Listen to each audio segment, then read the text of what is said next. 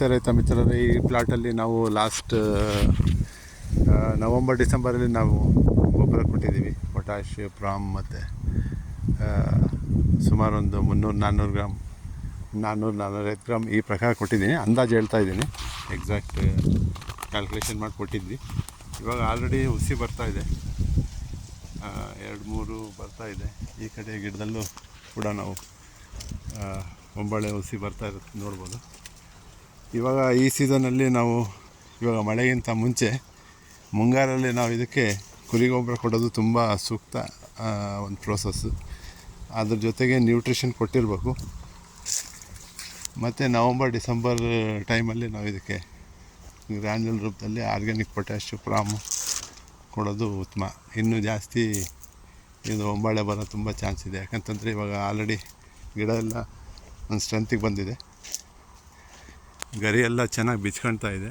ರೋಗ ಏನೋ ಅಷ್ಟು ಇದೆ, ರೆಡ್ ಮೈಟ್ಸ್ ಇದೆ, ಬಟ್ ಅಷ್ಟೇನು ಎಫೆಕ್ಟಿವಾಗಿ ಕಾಣ್ತಾ ಇಲ್ಲ. ಲೈಟಾಗಿ ಒಂದು ಸ್ಪ್ರೇ ತಗೊಳೋದು ಆಗುತ್ತೆ. ಏನೋ ಮಳೆ ಬಂದರೆ ನಮಗೇನು ಸ್ಪ್ರೇ ಏನು ಬೇಕಾಗಲ್ಲ. ಇನ್ ಕೇಸ್ ಮಳೆ ಬರಲಿಲ್ಲ, ಸ್ವಲ್ಪ ಡಿಲೇ ಆಯ್ತು ಅಂತಂತಂದರೆ ರೆಡ್ ಮೈಟ್ಸ್ ಕಾಟ ಸ್ವಲ್ಪ ಜಾಸ್ತಿ ಆಗುತ್ತೆ. ಅದಕ್ಕೆ ಲೈಟಾಗಿ ಒಂದು ಸ್ಪ್ರೇ ತಗೊಳೋದು ತುಂಬ ಒಂದು ಈಸಿ ಒಂದು ಪ್ರೋಸೆಸ್ಸು. ಇಲ್ಲೂ ಕೂಡ ನೋಡ್ಬೋದು, ಇನ್ನು ಸಾಕಷ್ಟು ಗಿಡ ಮಧ್ಯೆ ಅಲ್ಲಲ್ಲಿ ಗಿಡದಲ್ಲಿ ಬಂದಿದೆ. ನೀರೆಲ್ಲ ತುಂಬ ಚೆನ್ನಾಗಿ ಒಂದು ಮೇಂಟೈನ್ ಮಾಡಿದ್ದಾರೆ. ಸ್ವಲ್ಪ ಗ್ರೀನ್ ಮ್ಯಾಟ್ ಈ ಟೈಪ್ ಸ್ವಲ್ಪ ಕವರಿಂಗ್ ಇದ್ದರೆ ತುಂಬ ಚೆನ್ನಾಗಿರೋದು. ಸ್ವಲ್ಪ ಈ ಕಡೆ ಗ್ರೀನ್ ಮ್ಯಾಟ್ ಕವರಿಂಗ್ ಇಲ್ಲ, ಆದರೂ ನಡೀತೈತೆ. ಅಂದರೆ ಇವಾಗ ಲಾಸ್ಟ್ ಜನವರಿ ಟೈಮಲ್ಲಿ ಒಂದು ಸರಿ ಹೊಲ ಹೊಡೆಸಿ ಬಿಟ್ಟಿದ್ದಾರೆ, ಹಂಗಾಗಿ ಸ್ವಲ್ಪ ಹುಲ್ಲು ಕಡಿಮೆ ಇದೆ.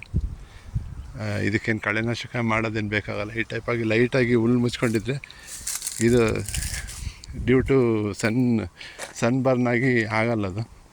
ಸ್ವಲ್ಪ ಲೈಟಾಗಿ ಹಿಂಗೆ ಹುಲ್ಲಿದ್ರೆ ನಮಗೇನು ಭೂಮಿಗೆ ಬಡ್ದು ಬರೋಂಥ ಶಾಖ ಕಡಿಮೆ ಆಗುತ್ತೆ. ಯಾಕಂದರೆ ಅಡಿಕೆಯಲ್ಲಿ ಟೆಂಪ್ರೇಚರ್ 32 to 34 ಈ ರೇಂಜಲ್ಲಿದ್ದರೆ ಅದೇ ಮ್ಯಾಕ್ಸಿಮಮ್ ಟೆಂಪ್ರೇಚರ್. ಕಡಿಮೆ ಇರಬೇಕು ನಮಗೆ.